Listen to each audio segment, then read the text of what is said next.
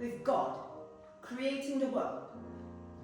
A world shaped with wisdom, beauty, peace, and harmony. Everything held securely under the care of its maker.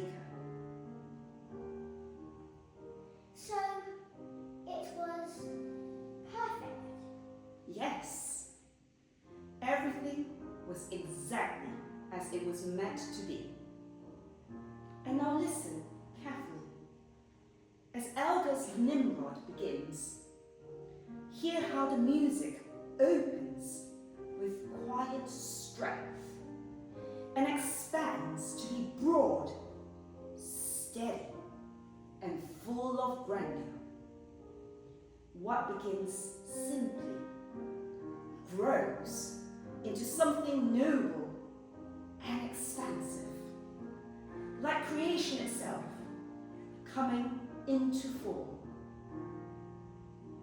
It sounds like something beautiful is slowly appearing before us. You're right. There is a calm majesty in the music, a sense that everything is as it should be. A world held together with purpose and care. It offers a glimpse of creation as it was first given, vast, ordered, and wonderfully good. There is something within us that resonates with this beauty, a quiet longing for what is whole and unbroken.